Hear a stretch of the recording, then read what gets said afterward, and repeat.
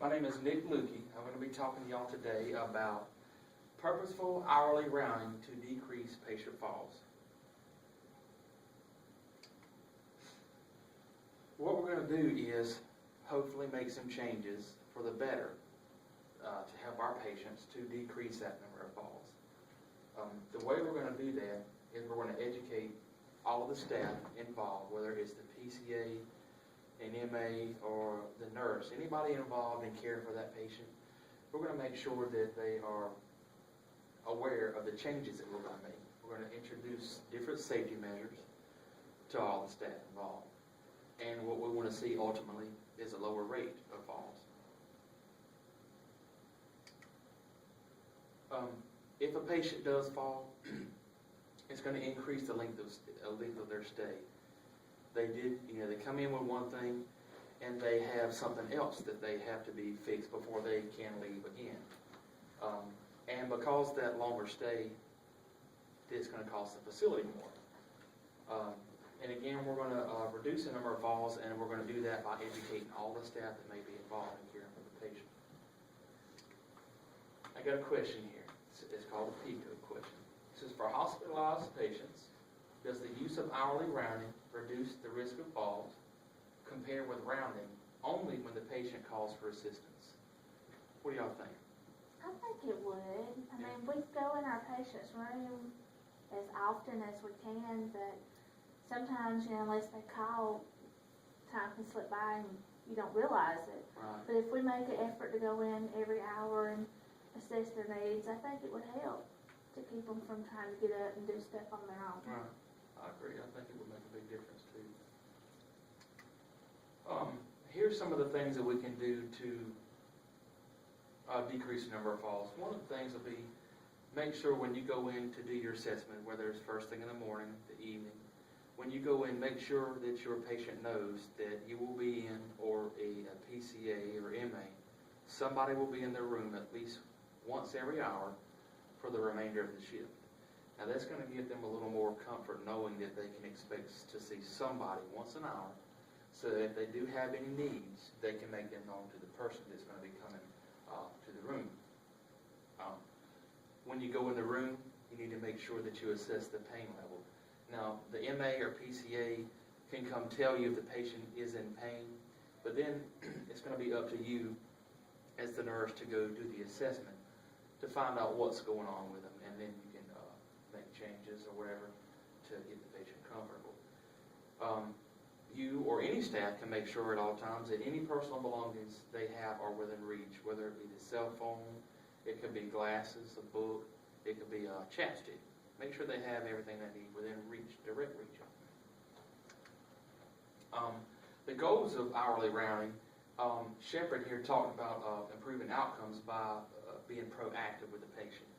And now what he means by that is you don't want to wait on the patient to tell you what he or she may need. If you need to, you can dig a little further. Some patients will say, I'm fine, I'm okay, when you know that really by their face, their body language, you can tell something's going on with them. You want to make sure they're not too cold. If they need an extra blanket, you can provide it. While you're in the room, each time you're in the room, make sure that they don't need a bathroom break. If they do, you or any other staff can get them up at that time. Okay? You want to make sure that the patient is familiar with their settings, their surroundings, rather. On the bed, they may want to adjust the height of the head, the feet up or down, either way, to make sure they're more comfortable. Make sure that they have their call light within reach at all times. That call light is very important. They need to know that they will be hooked to tether devices while they are hospitalized in some way or form. Whether it's IV line, it could be sequential compression devices, it could be blood pressure cuff, it could be a Foley catheter. Make sure they're aware of it, because if they do try to get them on their own, there's very likely going to be a fall. Make sure the pathway is clear and free before you try to get the patient up.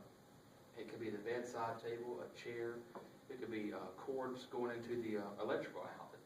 And you want to do this before you get your patient up, because if you do have to let go of the patient, you're steadying them, you let go to move something out of the way, the patient's standing there, and if they're unsteady, there's going to be increased chance for a fall.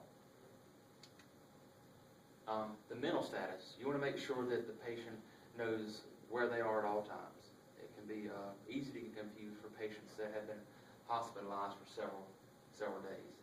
And if they are confused, you can tell them, stay in the bed, make sure you use your call light. They won't remember when you leave the room.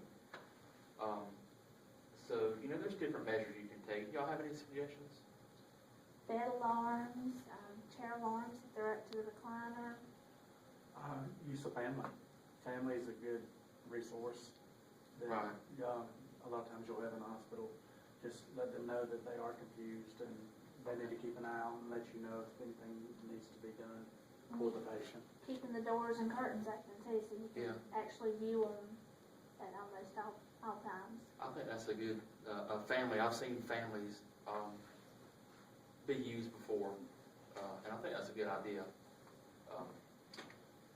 You want to keep safety in mind here. We're going to assist the patient with ambulation.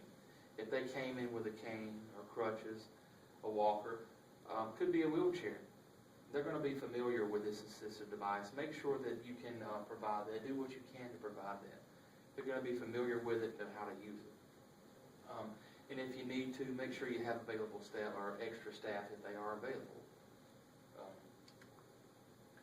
Additional resources would be the use of gait belts. The gait belt's going to help to stand the patient and give them a little security. They're going to know you're there to give them a little stability. They're standing behind them.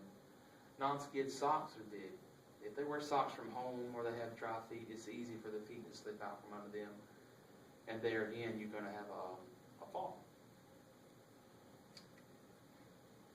Again, we're going to use all available staff, but the staff that does come, you want to make sure that everybody uses proper lifting technique.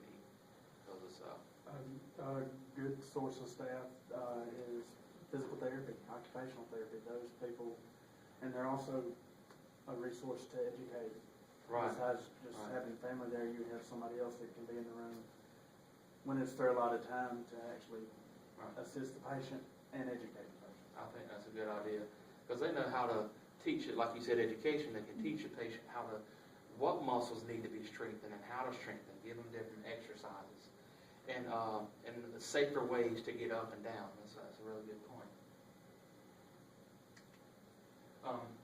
Woodard here said that we need to make sure that all personal items are within reach. Now, we talked about that before, but he mentions also pain medication. If they need it, give it. Make sure that the tissue box, even just something as simple as a tissue box or a telephone, is on the bedside table, and the bedside table needs to be within direct reach of the patient. Farrell, Shamji, and Ingar talked about, again, pain. But one thing they mentioned was how it could affect sleep or mobility. That's a big thing because some people everybody deals with pain differently. Some people turn and reposition, do breathing techniques, and some people like to get up and walk around, walk the pain off, so to speak. So by us assessing the pain level of the patient, we can make sure that they are comfortable, and that's going to help reduce the risk of falls. Now, it's not just pain. When you go in the room, you want to make sure the patient's not sick, like nauseated. If they are nauseated, you want to medicate them. If they try to get up on their own, they don't want to throw up on themselves, on the floor, in the bed. They may try to get up on their own, make it to the bathroom, instead of making a mess on the floor. Would it be handy to keep emesis bags and basins nearby? Yes. Yeah, within reach. That's a good point. That makes the personal items just as That's close as possible, so That's they don't right. have to try and get up. So it'd just be part of their personal items then. That's a good idea. You want to make sure your patient is comfortable. Are they too hot? Are they too cold? Now, if there need to be any adjustments made to the thermostat, make sure your patient knows that you're going to do it. They don't need to get up on their own. Some patients like to sleep cold. If they do, you can provide an extra blanket. You can just put it at the foot of the bed and tell them if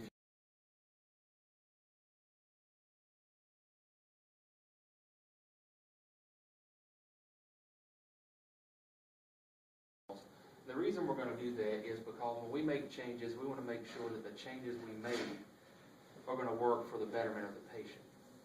For instance, the blue line there could be last month, before we started implementing all the changes that we wanna see here. And the yellow line could be next month after the changes are made. You can see there at the end that we are seeing an actual decline in the number of falls. Ultimately, what we do want to see is a drop in the number of falls after we implement all these things here. In conclusion here, we want to familiarize our patients. Again, we talked about the settings on the bed, whether it's lifting the head up or down, the feet up or down. They know where the call light is, or light controlled for the room. All of this is something really important for the patient. You want to assess for orientation and confusion. Y'all both made some good points. You want to make sure you use bed alarms, chair alarms. The curtains need to be open or door open with a confused patient. And if, like you said, if you do have available family and they can sit with the patient, it's good because they are familiar with that family member and they're likely to listen. As long as they're in the room, they can encourage them to stay in the bed.